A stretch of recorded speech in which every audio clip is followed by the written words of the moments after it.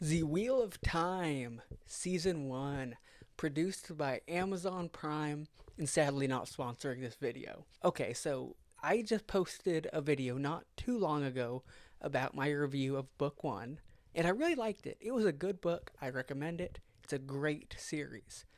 However, that being said, for one, these people needed more than 10 episodes. They needed 15. They needed a lot because they did a lot of things really good, other things I did not like quite as much. So I want to start with the good. The good is, for one, Logain. I love what they did with his character. It was incredible. It was the perfect introduction for him. I'm only at book 5 in the series, so I don't know 100% where it's going, but that was amazing. I loved that plot line. But I'm a little bit worried also because Logain is not super important. He kind of just disappears from the series. So we will see if he actually returns. But they did a great job. Again, the Aes Sedai. Loved them. A small couple of issues with the Reds. I feel like they went just a little bit too hard on that. They just kind of really made them a little bit too villainous. Where they are obviously antagonists, but they're not like the bad guys in the books, if that makes sense. But okay, another positive, the casting. Perfect. 100% spot on. I couldn't have done a better casting job if I tried. The acting was great. The characters were amazing. The actors did the best that they were given. I can't blame them for that. Again, this series struggled because they had to get through so much material so fast. Beat by beat by beat, they were just ripping through 700 pages in 10 episodes. That's a lot of pages to be ripping through. And albeit you can cut out a lot, which they did. But that actually gets into my first complaint. Rand and Lan did not have a connection at all. Like, did they even talk this whole season? Did they do any training at all? Because that's a pivotal plot point. That is pivotal to Rand's character, that he is training. Because if Rand is not training, basically what you have is a main character who's instantly a swords master. And that's not the depiction we receive in the books.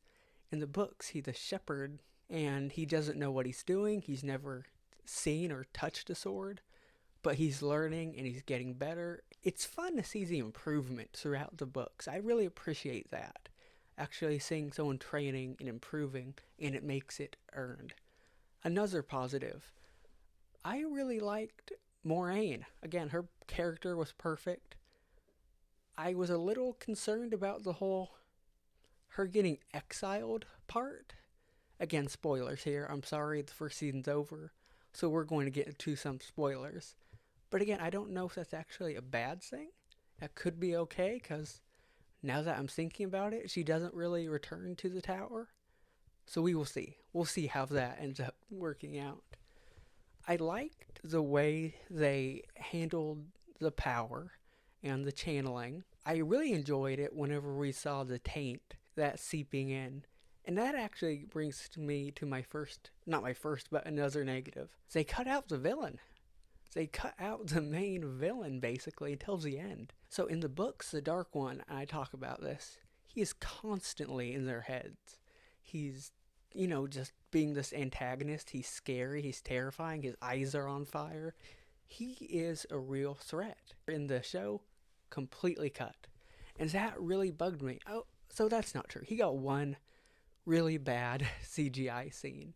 And I get it, but at the same time, I was like, come on, guys, you can't just give me a little bit.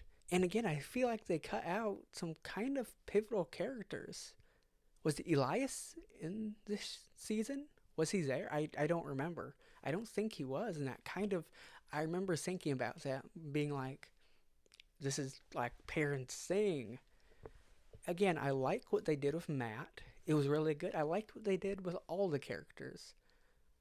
Except, again, Rand. In the final episode, which was by far the worst.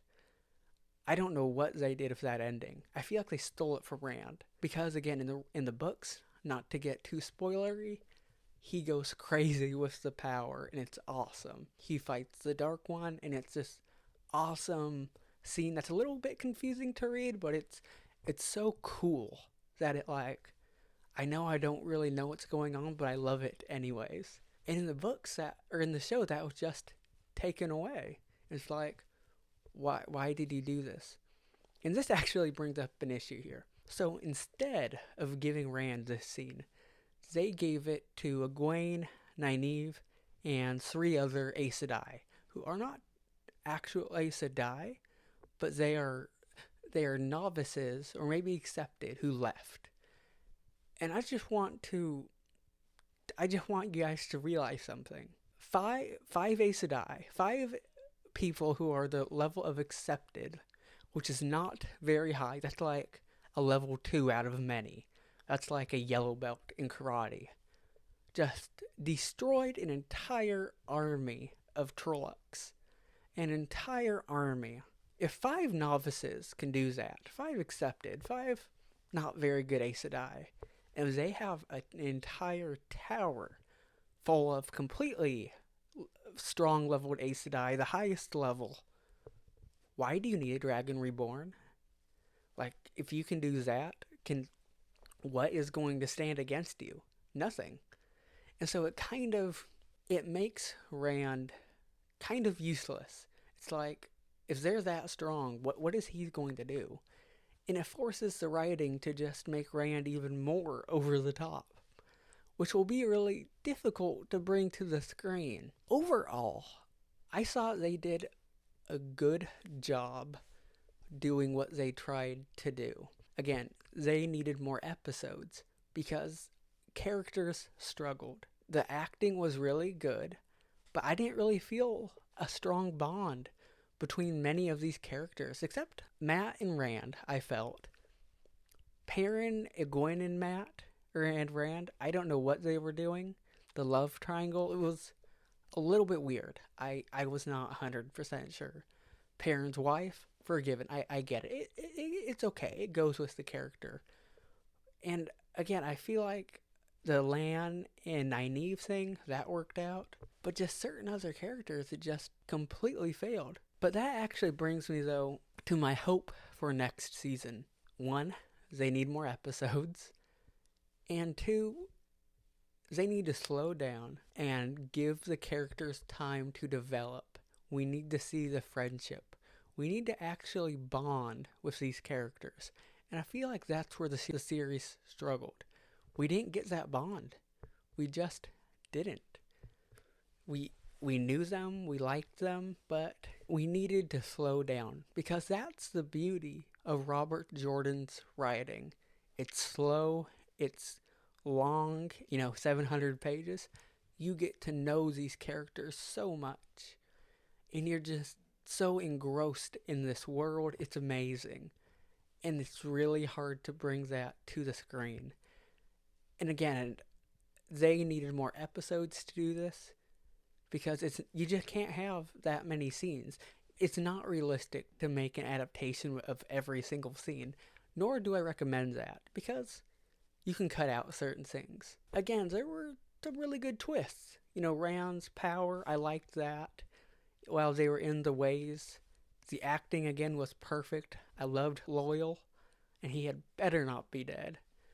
And just they did a good job with what they were given, but they just need more episodes and they need to slow down. They need to give this story time to simmer. And I was impressed though how fast paced they made it. That was really good. I felt entertained, I felt hooked. But they need to find a middle ground. You can't go 100% on the pedal all the time. You need to slow down just a little bit. Give us some Rand and Lan scenes. Just take some time to give us some character development, some character interaction. Overall, I would give this season a C. And that's okay for a first season. Hopefully they learn from it, and next season's even better. What did you think of this season? Comment below. What were your favorite scenes? What were your least favorite scenes? Comment below and thank you all for listening.